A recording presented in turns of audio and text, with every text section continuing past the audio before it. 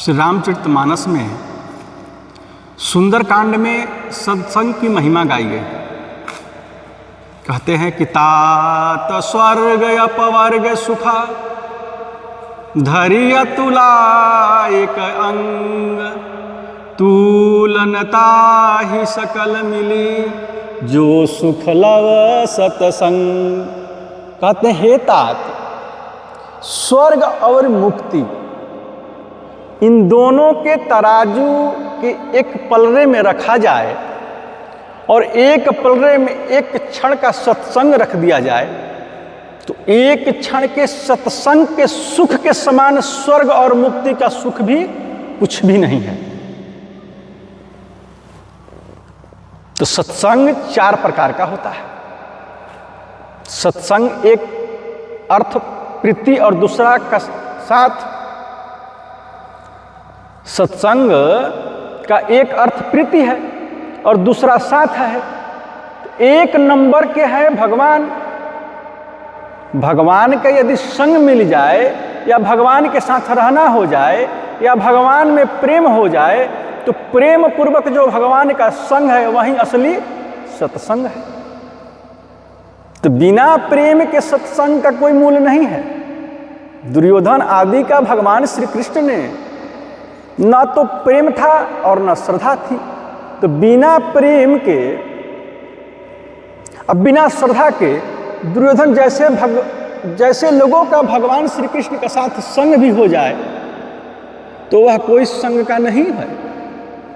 यदि प्रेम है तो भगवान दूर भी हो तो भी वे नजदीक ही हैं। जैसे गोपियां रहती थी वृंदावन में और भगवान रहते थे द्वारका में, लेकिन इतना दूरी होने पर भी प्रेम होने के कारण वह सत्संग है, श्रद्धा प्रेम पूर्वक भगवान के साथ में रहना, वह तो एक नंबर का है। उसके होने पर चाहे दूर भी रहना पड़े पर वो उसके पास ही रहता है और भगवान में प्रेम बना रहे। जैसे गोपियों का श्री कृष्ण के साथ प्रेम था तो वह उत्तम दर्जे का सत्संग है। उसके बाद में 2 नंबर का सत्संग है भगवत संगी संग नाम। भगवत संगी माने भगवान के संगी अर्थात भगवान के जो साथी हैं। भगवान ने जिस महापुरुष को संसार के उद्धार के लिए यहाँ भेजा है या जो भगवत प्राप्त पुरुष है, भगवान ने जिन पुरुषों के ऊपर उद्धार भार दे दिया है, चाहे भगवान के भेजे हुए हो या चाहे भगवान के भगवत प्राप्त पुरुष हो, तो जिनको भगवान ने अधिकार दे दिया तो ऐसे पुरुषों का संग 2 नंबर का कथना मात्र का ही है। ऐसा संग ही बहुत ही ऊंचे दर्जे का है। ऐसा भी ना मिले तो 3 नंबर का सत्संग वह है जिन्हें भगवान की प्राप्ति हो चुकी है। तो भगवान का प्राप्त जो पुरुष है वो दूसरे नंबर का उद्धार करने की शक्ति भगवान ने तो दे दी है, किंतु साधक उनमें श्रद्धा करके अपनी श्रद्धा के माफिक ही लाभ उठा सकता है। उन भगवत प्राप्त पुरुष में जिनकी श्रद्धा और प्रेम है वे अपनी श्रद्धा प्रेम के बल पर वैसा ही लाभ उठा सकते हैं। वह 3 नंबर का सत्संग है। और 4 नंबर का सत्संग है उच्च कोटि के साधक पुरुषों का है। तो भगवत प्राप्ति के मार्ग में चलने वाले जो साधक है उनमें भी यदि हमारा श्रद्धा प्रेम हो जाए तो हमें भगवत प्राप्ति हो सकती है। गौणी वृत्ति से सत्पुरुषों के अभाव में और शस्त्र शास्त्रों का संग भी सत्संग है। 1 नंबर के संग की बात चल रही थी कि एक क्षण के सत्संग के मुकाबले में मुक्ति भी कुछ नहीं है। यह तुलसीदास जी महाराज ने कहा है और उनका सिद्धांत तथा उनकी मान्यता है। उन पुरुषों के एक क्षण के सत्संग की इतनी महिमा तो वास्तव में तुलसीदास जी जानते हैं। अपने तो ऐसा अनुमान किया जा सकता है कि भगवान और भगवान का दिया हुआ अधिकार प्राप्त मनुष्य का तो संसार में विचरण ही परम धर्म रूप शक्ति है। अमृत रूप भक्ति का प्रचार करना और निष्काम धर्म का प्रचार करने के लिए जिसमें जीवों का कल्याण हो, जैसे राजा कीर्तिमान बहुत उच्च कोटि के हुए और उस संग जिनको हो गया उनका उद्धार हो गया। तो ऐसा मन में विश्वास हो जाए कि ऐसे पुरुषों का संग होता रहे, चाहे नरक में ही रहना क्यों न पड़ जाए, चाहे नरक में ही रहना क्यों न पड़ जाए। इस पर एक राजा की कथा याद आती है और पूरी तो याद नहीं है, थोड़ी सी ऐसी याद है कि भगवान के दूत या धर्मराज के दूत भगवान के उस भक्त को परम धाम ले जा रहे थे। तो रास्ते में नरक आ गया और वहां नरक के जीवों का अर्तनाद सुनकर उन्होंने पूछा कि ये कौन रो रहे हैं। दूतों ने कहा कि यह तो नरक है और यहाँ नरक के नरकीय जीव रो रहे हैं, बड़े दुख से आर्तमान कर रहे हैं। तो उन्होंने कहा कि रास्ते में आ ही गया तो चलो उनके भी दर्शन कर ले। तो वहां गए और उनके जाते ही उनकी हवा लगने से ही उनकी नरक की यातना बंद हो गई। यातना कायम रहते हुए भी एकदम बंद हो गई, यानी यातना का कोई असर उन पर नहीं होता। जिन अस्त्र शास्त्रों के द्वारा उन्हें तकलीफ दी जाती थी, काटा जाता था, उनमें धार नहीं रह गया। नरक की ज्वाला एकदम शांत हो गई, वह कोई काम नहीं कर रही थी। उस भक्त की, महापुरुष की हवा लगने से नरकीय जीव उनसे कहने लगे, प्रार्थना करने लगे कि आपके आते ही बड़ी शांति हो गई है, यहाँ की जलन शांत हो गई है, यहाँ की यातना एकदम निष्प्रभ हो गई है, इसलिए आप थोड़ी देर यहाँ और ठहरें। और उन्होंने सोचा कि हमारे ठहरने से यदि उन जीवों को इतना सुख मिलता है तो मुझे करना ही क्या है, हम इस नरक में ही ठहरेंगे। वह वहां पर रुक गए। तब दूत बोले कि भगवान के धाम में चले। ये बोले हम तो भगवान के यहाँ नहीं जाएंगे, हम तो भगवान के धाम नहीं जाएंगे, यहीं ठहरेंगे। दूत बोले क्यों?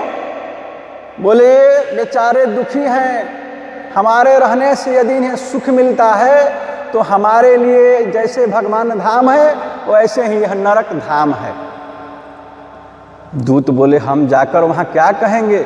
बोले जाकर बोलना कि यदि वे सब नरकीय जीव आपके धाम में आ सकते हैं तो उनके साथ मैं भी आ सकता हूं, नहीं तो हमें यहीं रहना है।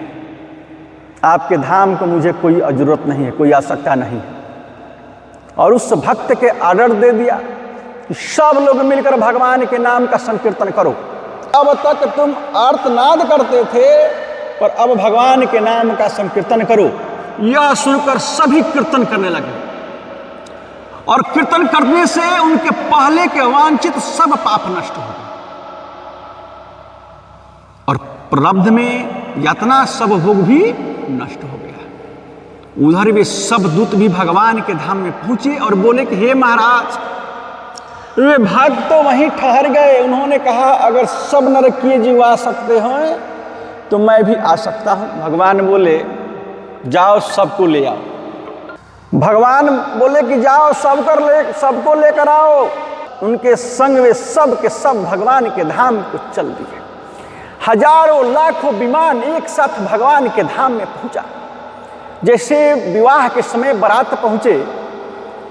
और इसीलिए अगर महापुरुषों के संग में नरक में भी रहना पड़े तो वह स्वर्ग और मोक्ष से भी उत्तम है। इसलिए कहा है कि तात स्वर्ग अपवर्ग सुख धरिय तुलायक संग तुलनता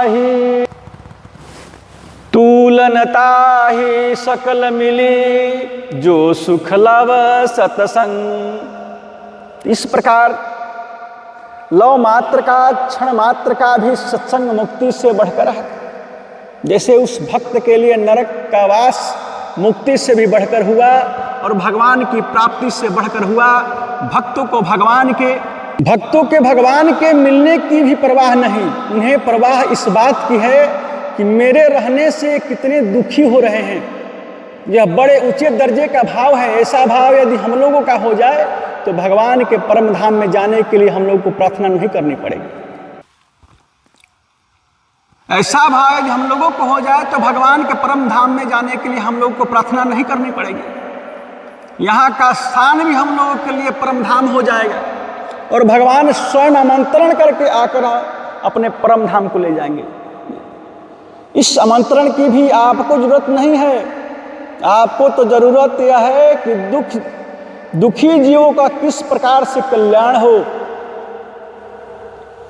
हम कई बार अनुभव करते हैं कि एक दुखी आर्त गरीब जीव मरते समय बुलाता है तो उसके घर जाना पड़ता है, और कोई धनी लखपति करोड़पति आदमी के यहाँ भी जाना पड़ता है। किंतु गरीब के यहाँ जीवों में जो शांति मिलती है वह शांति धनी आदमी के यहाँ जाने में नहीं मिलती है, क्योंकि गरीब आदमी के चित्त में इतना उत्साह और प्रेम होता है, सोचता है कि देखो मैं एक तुच्छ आदमी हूँ और ये इतने बड़े आदमी मेरे घर आए, आज मैं कितने समान हूँ, मैं किसके समान हूँ। जैसे भगवान श्री रामचंद्र जी अनेक रूप धारण करके क्षण मात्र में भी सब लोगों से मिलने मानव से आया है।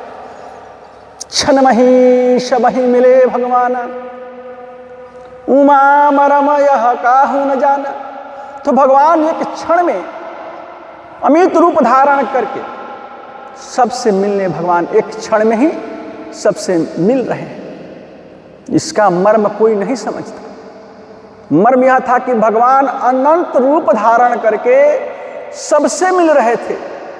भगवान जिससे मिलते वह यही समझता कि भगवान मुझे से ही मिल रहे हैं। ये उसे आश्चर्य होता है कि यहाँ मैं तुच्छ मनुष्य और भगवान मुझसे भी प्रथम मिल रहे हैं। उसे बड़ा आश्चर्य होता है और साथ में आनंद भी होता है। इस प्रकार का भगवान का मिलन अलौकिक है। ऐसे ही एक गरीब आदमी से कोई महान पुरुष मिले तो उसे भी बड़ा भारी आनंद आता है, और उसके सुख से सुखी होना यही सबसे बढ़कर है। एक तो भगवान से मिलना और एक हमारे मिलने से उसे भगवान के मिलने के समान सुख हो।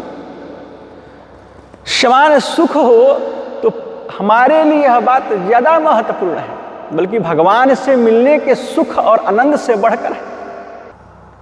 सब दुनिया आनंद देने वाले भगवान को आनंद दें। भगवान सबको आह्लादित करते हैं और हम भगवान के आह्लादित करते रहें तो वह हमारे लिए गौरव की बात है। भगवान के लिए भी यह गौरव की बात है कि वह अपने भक्त को आह्लादित करते हैं। भगवान के लिए इससे बढ़कर और कोई बात नहीं है, क्योंकि ऐसे प्रेमी भक्त को आह्लादित करने में भगवान को सुख शांति मिलता है।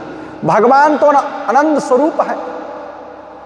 यह समझने के लिए कथन मात्र है। भगवान को सुख शांति की कमी कभी नहीं है, किंतु यह बात बतलाई जाती है कि भक्तों के संग से भगवान को जो सुख शांति मिलती है वह कहीं नहीं मिलती है।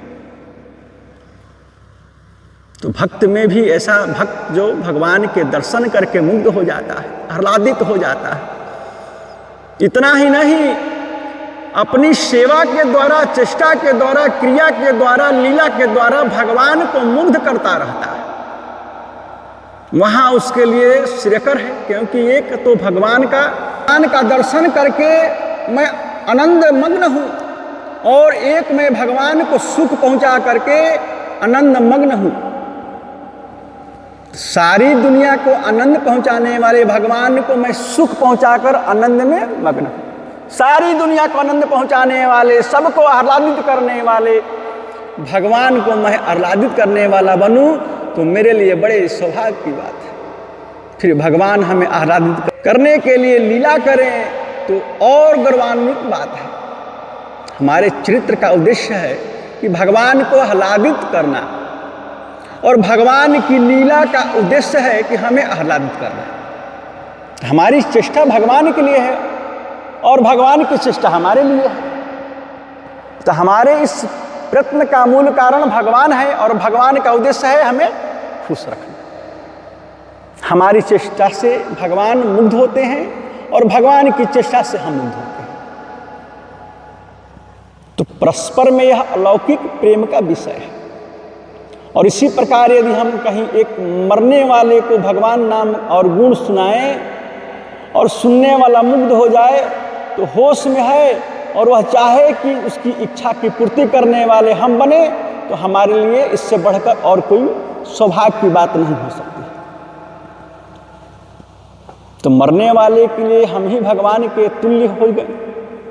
हमें यह समझना चाहिए कि जिस प्रकार से उसे खुशी हो, उससे बढ़कर हमें खुशी होनी चाहिए, क्योंकि हमारे संग से वह आह्लादित हो रहा है। उस समय उसके मन में ऐसा भाव भी आया करता है कि मैं अभी न मरकर भगवान के गुण प्रभाव तत्व रहस्य की बात सुनता ही रहूं। इस प्रकार का मेरा जीवन मुक्ति से भी बढ़कर है। और उस भक्त के साथ दूसरे भक्त का संग कर मरने वाला, सुनने वाला और सुनाने वाला, दोनों का परंपरा का प्रेम उसकी मुक्तता है। वह एक प्रकार से मुक्ति से भी बढ़कर है। वह भी सत्संग है। जिसका स्वयं भगवान के साथ ऐसा संग है, उसकी तो बात ही क्या है। किंतु भगवान के भक्तों का परस्पर का संग चाहे दोनों साधक हो या दोनों में एक भगवत प्राप्त पुरुष हो और एक जिज्ञासु हो, तो मरने वाला सुनने वाले जिज्ञासु हो या सुनने वाला भगवत प्राप्त पुरुष हो, तो उन दोनों के मिलन, उन दोनों की अंतिम अवस्था को रखने वाले ही धन्यवाद के पात्र हैं। ऐसी झांकी भी कल्याण करने वाली है।